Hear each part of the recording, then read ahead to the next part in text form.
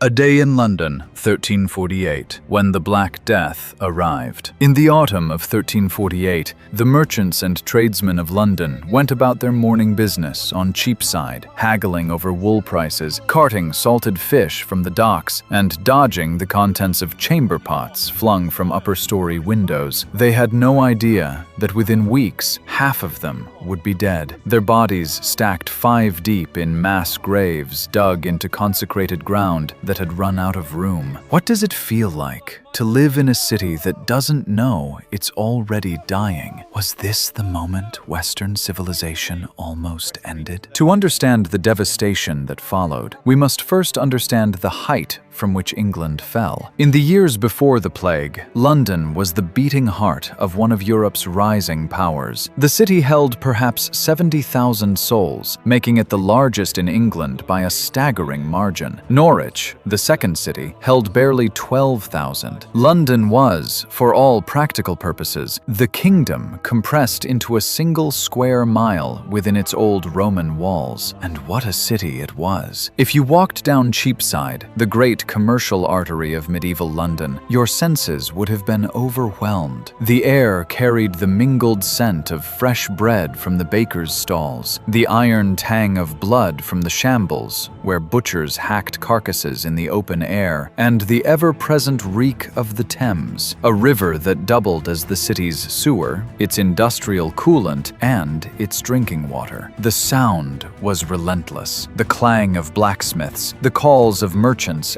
advertising Flemish cloth and French wine, the bells of over 100 parish churches marking the canonical hours from dawn to dusk. Underfoot, the streets were packed earth and filth, animal dung, vegetable scraps, and the occasional pig roaming loose, despite city ordinances that said otherwise. But this was also a city of ambition and grandeur. The Tower of London loomed on the eastern edge, both a royal palace and a fortress. Old London Bridge, lined with shops and houses, was one of the wonders of the medieval world, a permanent stone crossing of the Thames, with the rotting heads of traitors displayed on pikes above its gatehouse. And at the western end of the city, the magnificent spire of old St. Paul's Cathedral rose over 300 feet into the sky, taller than the cathedral that stands there today, dominating the skyline and reminding every Londoner of the power of God and the Church. England itself was surging with confidence. King Edward III was a young, energetic monarch who had just delivered one of the most stunning military victories in English history. In August of 1346, at the Battle of Crécy, a smaller English force had annihilated the flower of French knighthood. The following year, the strategic port of Calais fell into English hands. In October of 1346, the Scots were crushed at the Battle of Neville's Cross, and their king, David II, was captured and imprisoned in the Tower. England's wool trade, the engine of its economy, was booming, with raw fleece and increasingly finished cloth flowing to markets across Flanders and the continent. The kingdom had never felt more powerful. Its armies were victorious. Its trade was flourishing. Its population, estimated at around 6 million, was near its medieval peak. But this prosperity was a double-edged sword. The same trade routes that carried English wool to Bruges and Bordeaux, the same ships that connected London to Gascony and Genoa, they were about to deliver something no army could defeat. The origin of the apocalypse lay over 5,000 miles from London, in the highlands of Central Asia. In 2022, a landmark study published in the journal Nature finally pinpointed what scientists had long suspected. By analyzing ancient DNA extracted from teeth in 14th century graves near Lake Issyk-Kul in what is now Kyrgyzstan, researchers confirmed that the strain of Yersinia pestis, the bacterium that causes plague, found in those graves, was the direct ancestor of all subsequent plague strains. The tombstones were inscribed in Syriac and dated to 1338 and 1339. Several explicitly listed the cause of death as Mautana, pestilence. This was ground zero. A small trading community on the Silk Road, nestled in the shadow of the Tian Shan Mountains, where merchants connected China to the Mediterranean. The bacterium had long existed in the local rodent population, marmots and gerbils, that burrowed in the Central Asian steppe. Something, perhaps a shift in climate or an increase in human encroachment, brought people into close closer contact with these animals and their fleas. The fleas carried Yersinia pestis in their guts. When they bit a human, the bacteria entered the bloodstream and colonized the lymph nodes, forming grotesque, egg-sized swellings called buboes. Death typically followed within 3 to 5 days. From Kyrgyzstan, the plague rode the Silk Road westward. Caravans of camels and horses carried infected fleas in bales of cloth and sacks of grain through Samarkand and across the vastness of the Mongol Empire. By 1346, the pestilence had reached the shores of the Black Sea. At the Crimean port of Kaffa, a wealthy Genoese trading colony, something extraordinary happened. The army of the Golden Horde, an offshoot of Genghis Khan's Mongol Empire, was besieging the city. When plague tore through the Mongol camp, the account of the Italian notary Gabriele de Mussi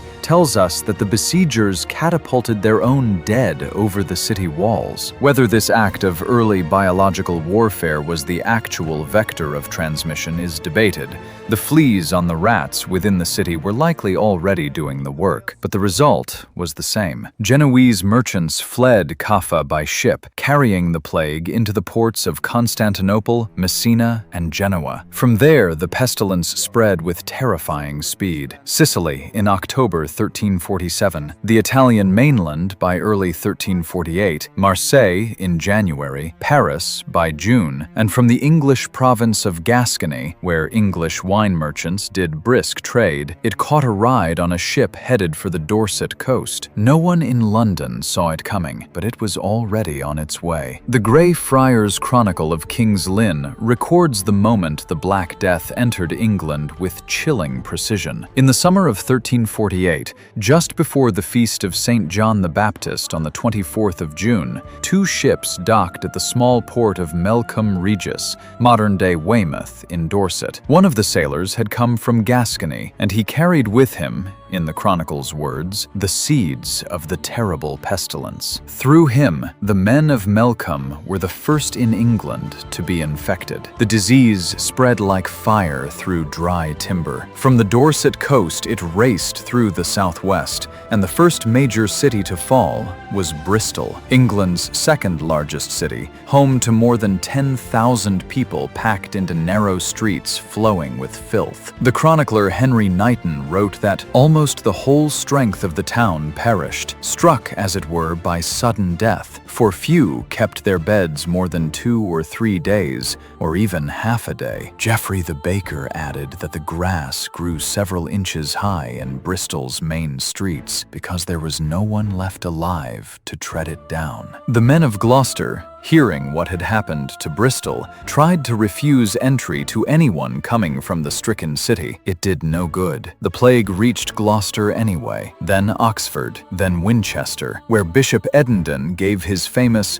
Voice in Rama sermon, invoking the biblical Rachel weeping for her children. And then, in the autumn of 1348, it reached London. When the plague hit the capital, it didn't just kill people, it killed the city itself as a functioning organism. The pestilence arrived at around the Feast of All Saints, the 1st of November. Robert of Avesbury, a clerk who lived near St. Paul's Cathedral, recorded that the disease daily deprived many of life and grew so powerful that between Candlemas and Easter, that is, between the 2nd of February and the 12th of April in 1349, more than 200 corpses were buried almost every day in the new burial ground made next to Smithfield. And this was in addition to the bodies buried in other graveyards in the city. 200 bodies a day in a single cemetery. And there were others. The Bishop of London hurriedly consecrated a new burial ground at East Smithfield, but it was swamped within weeks. A wealthy landowner named Sir Walter Manny donated additional land at Spittlecroft for a second emergency cemetery. Modern archaeological excavation of these sites has revealed the grim efficiency of medieval mass burial. Bodies stacked 5 deep in long trenches, laid out neatly head to toe, with a layer of charcoal or lime between each row. DNA extracted from the teeth of these skeletons in 2011 confirmed the presence of Yersinia pestis. These were, beyond any doubt, victims of the Black Death. London's conditions made made it a perfect incubator for plague. The streets were narrow, barely wide enough for a cart. Sewage ran in open ditches. Houses were timber-framed, packed wall to wall, with families of 6 or 8 sharing a single room. Cesspits overflowed. Rats infested every cellar and storehouse. In January of 1349, Parliament was prorogued, suspended, because the plague had made it too dangerous for members to assemble. The official record noted that the plague and deadly pestilence had suddenly broken out in the said place and the neighborhood, and daily increased in severity, so that grave fears were entertained for the safety of those coming here. Even the king was not spared personal tragedy. Edward III's beloved daughter Joan, just 15 years old, had been sent to Bordeaux on her way to marry Pedro, the heir to the throne of Castile. When plague erupted in her household, she was moved to a nearby village. It was too late. Joan died on the 2nd of September, 1348. Edward, the conqueror of Cressy, the captor of kings, wrote a letter to King Alfonso of Castile, confessing that he was inwardly desolated by the sting of this bitter grief. No victory, no crown, no fortress could protect a father from this. The terror of the Black Death was so great that the most sacred bonds of humanity were severed. Though the Italian writer Giovanni Boccaccio described what he witnessed in Florence, his words could have applied equally to London. The sick were abandoned by neighbors, relatives, and friends, he wrote. Parents fled from their own children. Children left their parents to die alone. The confessors who came to hear the dying's last words were carried to the grave alongside them. In England, the monk William Dean of Rochester Cathedral recorded the same disintegration of human decency. The Bishop of Rochester, he wrote, lost 4 priests, 5 esquires, 10 attendants,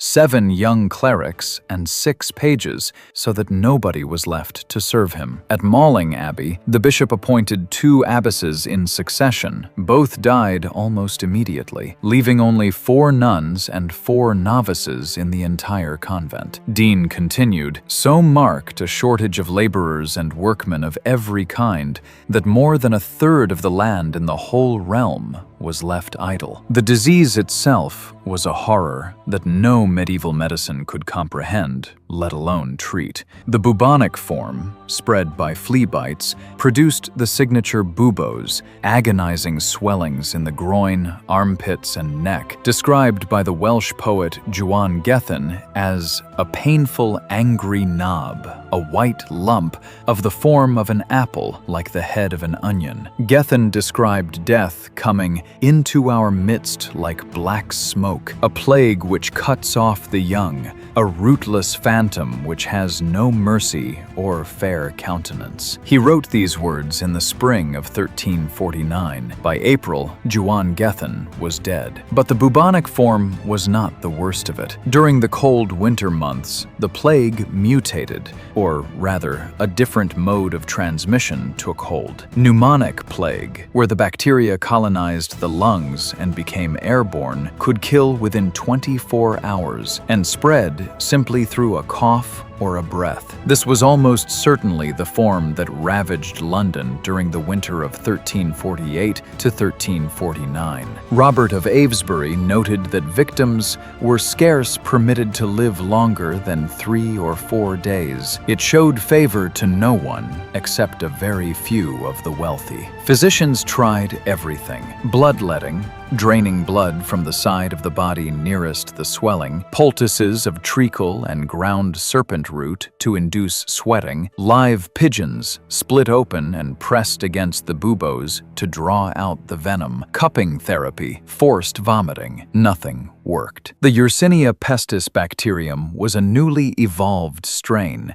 as modern genetic analysis has confirmed, and the medieval immune system had no framework of resistance whatsoever. The church, the one institution that should have provided comfort, was devastated. Clergy died at rates estimated between 30 and 48% in some dioceses, higher than the general population because priests were on the front lines, hearing confessions, administering last rites, and burying burying the dead. The Archbishop of Canterbury died. His replacement died. His replacement's replacement died. 3 archbishops of Canterbury in barely a year. In the mass graves, archbishops lay alongside beggars, and so the people turned to darker explanations. On the continent, bands of flagellants roamed from town to town, whipping themselves bloody in the streets, convinced that self-inflicted suffering would appease God's wrath. Jews were scapegoated, accused of poisoning wells, and massacred in pogroms across Germany, France, and Spain. Though England was spared this particular horror only because Edward I had expelled all Jews from the kingdom in 1290, there were simply none left to blame. Instead, the English turned their anger on the church itself, whose prayers had proven as useless as the physician's pigeons. A seed of anti-clericalism was planted that would eventually bear fruit in the religious revolution of John Wycliffe and, centuries later, the English Reformation. The infrastructure of daily life collapsed. When King Edward wrote to London's City Council demanding they clean the streets, the council replied, with what must have been grim understatement, that they could not comply because all of the city's street cleaners had died of the plague. By December of 1349, the Great Pestilence, as the English called it, for the term Black Death would not be coined for another 3 centuries, had burned itself out across England. It had taken roughly 500 days to traverse the entire country, from the docks of Weymouth to the highlands of Scotland. The survivors emerged into a world that looked the same, but was fundamentally, irreversibly different. The numbers are staggering. Modern historians estimate that between 40 and 60% of England's population perished, somewhere between 2.5 and 3.5 million people out of a pre-plague population of roughly 6 million. Some villages lost 80 or 90% of their inhabitants. The manor of Aston, on the Bishop of Worcester's estates, saw 80% of its tenants die. At the other extreme, the manorial records of West Thickley in County Durham offer a single devastating line: "No tenant came from West Thickley because they are all dead." The economic consequences were immediate and seismic. With half the labor force dead, the survivors suddenly had leverage they had never possessed. Peasants demanded, and received, higher wages. A reaper who had earned 2 pence a day before the plague now demanded 8 pence plus food. The price of livestock collapsed because there was no one to tend them. A horse that once cost 40 shillings could be bought for 6 shillings and 8 pence. Sheep and cattle wandered through untended fields and rotted in ditches, and as Henry Knighton recorded, there was such abundance of grain that no one troubled about it because there were not enough hands left alive to harvest it. The ruling class panicked. In June of 1349, even before the plague had finished its work, King Edward issued the Ordinance of Labourers, attempting to freeze wages at pre-plague levels. Parliament reinforced this with the Statute of Labourers in 1351. These laws were enforced with ruthless determination, and they bred a fury among the working poor that would simmer for a generation before erupting in the Peasants' Revolt of 1381, when rebels burned John of Gaunt's Savoy Palace and killed both the Chancellor and the Treasurer of England. The revolt was suppressed,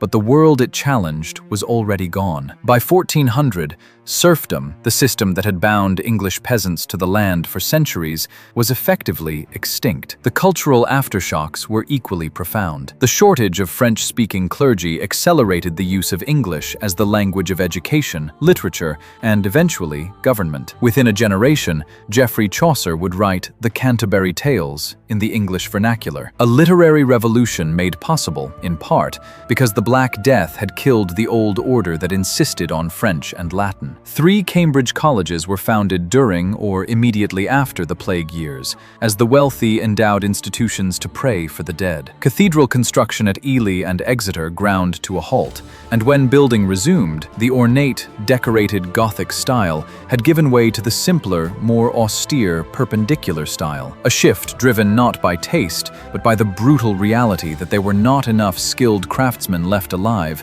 to carve elaborate stonework. And the plague was not finished. It returned in 1361, the so-called pestilence of children, which targeted the young and the adolescent with particular cruelty, crippling the population's ability to recover. It came back again in 1369, and in 1375, and in 1390, and on into the 15th century. By the 1370s, England's population had been halved, and it would not recover to pre-plague levels for over 200 years. For centuries, the Black Death was treated as a distant medieval nightmare, something from an age of superstition and ignorance, safely sealed behind the glass of history. But consider this: a novel pathogen, originating in animals in a remote part of Asia, spread along global trade routes by people who had no idea they were carrying it. Governments that responded too slowly, then reached for authoritarian control. A medical establishment that was powerless to stop it. Workers who, in the aftermath, demanded a fundamental renegotiation of their relationship with the powerful. Social trust shattered. Conspiracy theories flourishing in the vacuum left by institutional failure. Does that really sound like ancient history? Or does it feel uncomfortably familiar? The distance between 1348 and the present is not as great as we like to believe. The mechanisms change. Ships become airplanes. Fleas become aerosol droplets. Latin chronicles become social media posts. But the human patterns remain. Denial, then panic, then scapegoating, then adaptation. We have been here before. The question is whether we learned anything. The Black Death was a test of civilization, and tests have a way of repeating, not because history is cyclical, but because we are the same species that walked those filthy London streets in 1348,